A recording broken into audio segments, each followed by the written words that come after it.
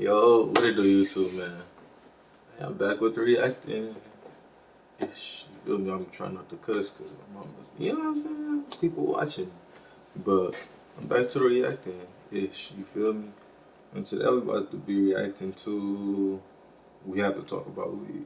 What is there to talk about weed? Me personally, I feel like it should be legalized in all 50 states. But government think otherwise because they want that, you know what I'm saying, the tax dollars and that shit. But it's not even about that, cause it's about this. Let's get to it. Yeah. Cannabis has been vilified to a ridiculous degree for the last century, but it's now finally being decriminalized in more and more places around the world. But why can't be decriminalized in Milwaukee? You feel? I mean, me personally, I don't really smoke no more. But it's like still like I could have been got out like a couple tickets. You feel me? Like It's recently been legalized in Germany, and for very good reasons. Compared to legal drugs like alcohol, which will cause 1 in 20 deaths just this year, cannabis is pretty mild. So, to justify harsh prosecution and punishment, its negative effects have been wildly overstated. Hold on, this random. But I wrote a whole paper about this in high school to graduate. Yeah, cause I forgot. I had around like 10 pages about why marijuana should be legalized. So this should be interesting. Cause I know pretty much all the shit they probably about to say. If not all, then some little shit might catch me off guard. But hey. Naturally, there was a lot of pushback, and here's something went wrong. If you followed the discourse over the last few years, you might have got the impression that weed has almost only upsides and few, if any, negative side effects. We ourselves contributed to that narrative. What made this worse is that criminalization made it very hard for scientists to study cannabis, especially its long-term effects. They faced bureaucratic and legal hurdles, and studies often had to rely on small sample sizes. In the last few years, this finally started to change, so it's time to bring new evidence to the discussion. And, well, it's not pretty. While weed is still much less harmful than alcohol, it does have a dark side. It is more addictive than... Listen, it is more addictive. Depending on like the wrap you use. If you're using a tobacco leaf wrap or a Dutch, you know what I'm saying, Swisher leaf, backwood leaf, of course, all that fucking tobacco. But if you use like a paper, it's manageable. You feel me? You feel me? Thought and can have significant negative effects if you use it long term. It seems that... what are you doing? Before you tell us how dumb we are, please watch the video. To be crystal clear, we think prohibition doesn't work and cannabis should be legal. But this also means that we need to treat it as what it is, a drug, with unique upsides and downsides. So let's take an honest look at some of the latest research together. Starting today, anyone can monetize with ads as part of the all-new Beehive ad network. Weed is getting stronger and stronger. Cannabis's magic juice is tetrahydrocannabinol, THC. It docks on your cannabinoid receptors, which affects various brain functions. THC activates some regions and calms down others, creating a fun cocktail of sensations. The more THC, the more intense the high. And people seem to be into higher highs, or at least this is what the market is providing. In the US, Canada, and in Europe, the concentration of THC in legal and illegal cannabis products has more than doubled in the last few decades. While ever more potent strains are bred, products like edibles or concentrates with more than 60% THC have become increasingly common, while the share of products with less than 15% THC has declined. Unfortunately, just about every problem weed creates gets worse at higher THC doses. At the same time, more and more people use weed. In the US, more people consumed cannabis daily than alcohol for the first time in 2022. In Canada, 26% of people 16 and older use it, up from 22% in 20. That is interesting. I mean, it's not interesting because it's like, if you got a fat ass pack of weed, it's like you're gonna want to smoke that fat ass pack of weed. You get what I'm saying? So it's gonna go by fast, depending on the person, depending on the character, depending on the people you around. You feel me? It's not possible to say if legalization is the reason for this, though, since studies are pretty inconsistent and vary massively between different users. In some, consumption went up.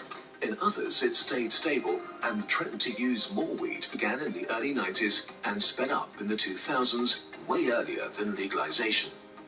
So today, more people consume more weed than ever before in the last century, and it's the strongest it's ever been. What are we seeing as a result of this? Let's start with something that used to get you laughed out of the room: addiction. Weed addiction and withdrawal symptoms. A big narrative about weed is that it's not addictive, or at least not that big of a deal. And for most people, this is true. Studies clearly show that the majority handle it well. For 8 out of 10 using weed, it's just a casual high and not problematic at all. About 2 in 10 users develop a cannabis use disorder, or CUD. CUD has 11 different symptoms, from the inability to stop when you've had enough. Man, they just be coming up with shit, bro. CUD, I never heard that shit a day in my life. Using it when you know it will have negative consequences, to tolerance and withdrawal. They can all basically be reduced to: you're doing it too often, even if it's bad for you, and it's less fun than it could be. There are 3 major risk factors here: the amount of THC, how often you consume, and your age when you start using cannabis. The more THC, the more often, and the younger you are when you start, the higher your risk. If you smoke too much weed too often, it will have negative impacts on your life. So, if this is you, toning it down a bit will make a big difference. 1 in 10 users develops a serious addiction. They usually consume daily, and their life is significantly impaired or held back because they spend a lot of their time either using or recovering from cannabis use. Since their brain is building a tolerance, they need increasingly high doses or stronger weed, often both. Studies found a variety of negative effects. Heavy users can experience bad moods, feel irritable, restless, paranoid, anxious, and even depressive.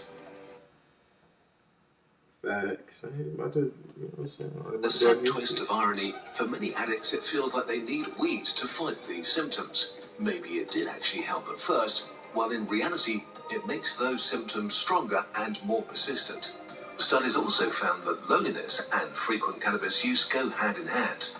If you feel lonely, you're more likely to use weed, and if you use weed, you may experience more loneliness. It's not always easy to say which came first, but they seem. Hold on. Speaking of facts, go back real quick. Effects: heavy users can experience bad moods, feel irritable, restless, paranoid, anxious, and even depressive. In a sad twist of irony, for many addicts, it feels like they need weed to fight these symptoms. Maybe it did actually help at first, while in reality, it makes those symptoms stronger and more persistent. Studies also found that loneliness and frequent cannabis use go hand in hand. If you feel lonely, you're more likely to use weed, and if you use weed, you may experience more loneliness. It's not always easy to say which came first, but they seem to reinforce each other. Hey, that is 100% true. But it's like, I'd rather be lonely anyway, you feel me? That's just a personal preference, because some people's souls irritate you, or their presence irritates you, you get what I'm saying? You just So, on the one... learn how to kick it by yourself, or, for better words, learn to enjoy yourself. Boom, there you go. And cannabis makes loneliness feel you actually are less bad. On the other hand, it can also make you feel more socially awkward than you actually are, and withdraw from friends.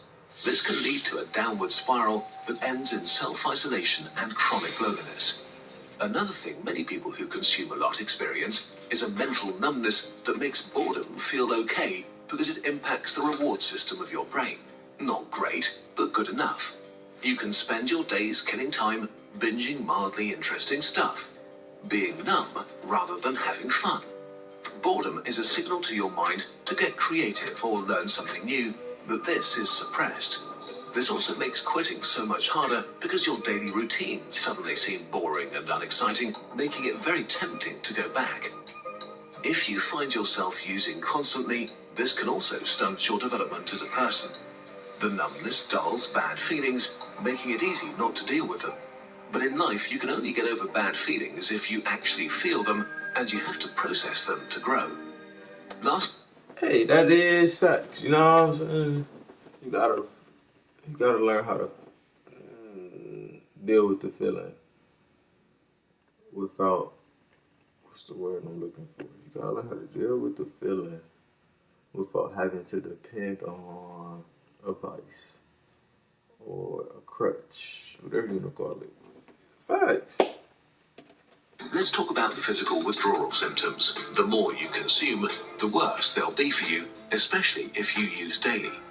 Withdrawal can cause headaches, sweating or chills, decreased appetite, in severe cases even fever, nausea and abdominal pain.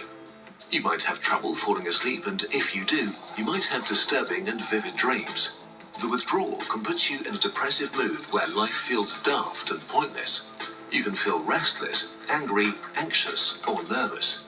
You may feel unable to do anything at all.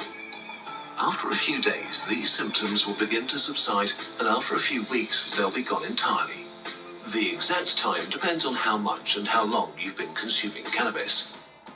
Now, let's get to the worst part. Weed may damage your brain.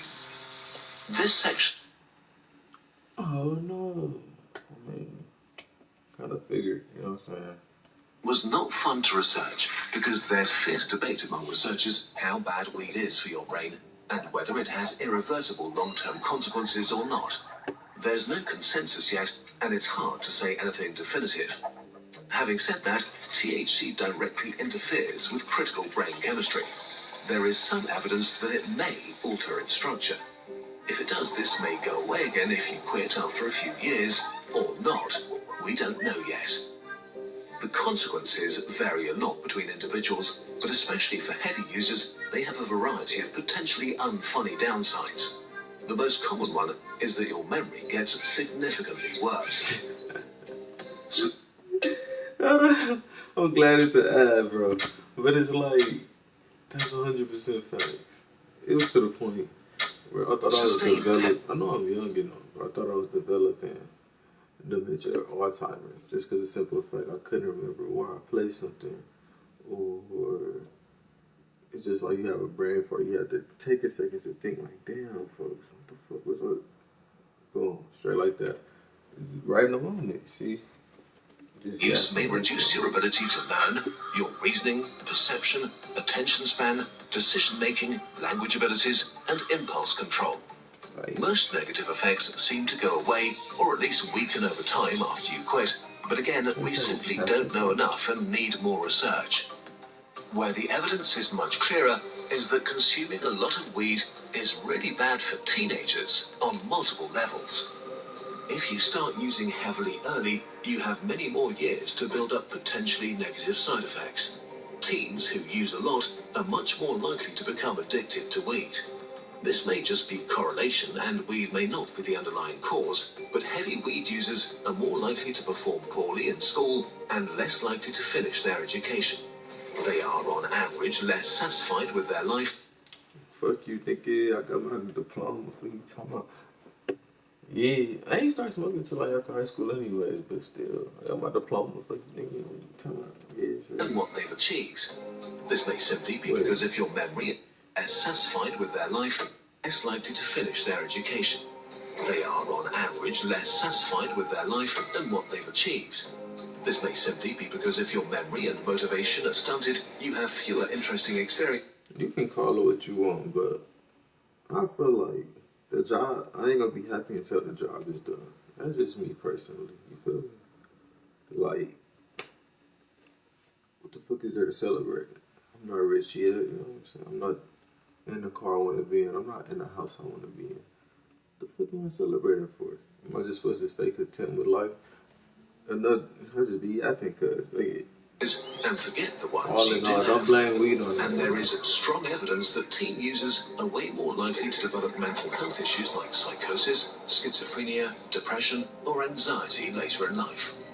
Once again, the younger you start, the higher the risk. And it also seems to rise massively with high THC doses, making highly potent cannabis products even more dangerous for teens. Okay, let's wrap this up. We've only focused on the negative sides in this video. I'm not hitting this blunt, my nigga. What the? Ew. making highly potent cannabis products even more dangerous for teens. Okay, let's wrap this up.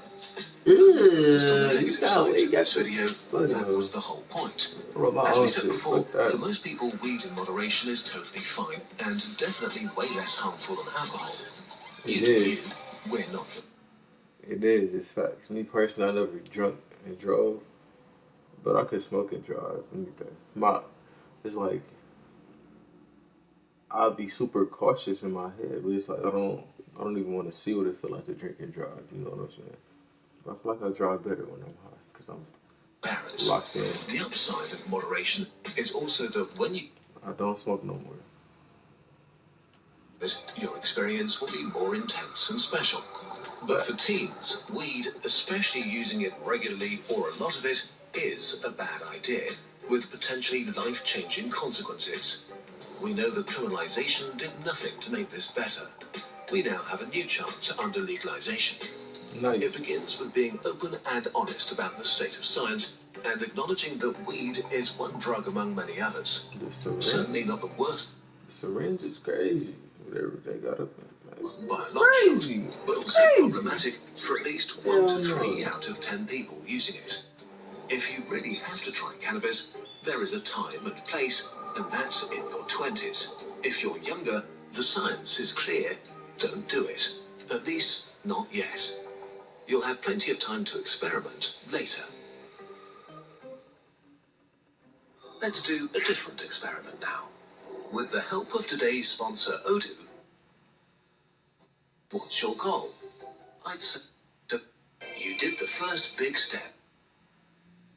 Damn. One of the things Damn, back to back. What the fuck going on? Is the talk. Is that the end of the video?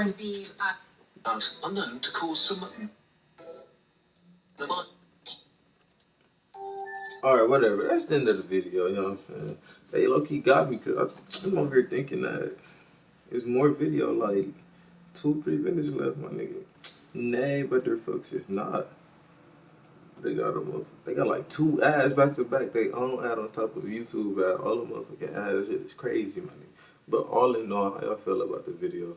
I feel like we should be legalized. You know what I'm saying? He is right about the younger audience using weed. Weed is addictive. He's spot on about pretty much everything in the video. I can't even sit here and act like he wasn't. You know what I'm saying? But let me know what y'all think down in the comments below. I like this bitch. Yes, sir.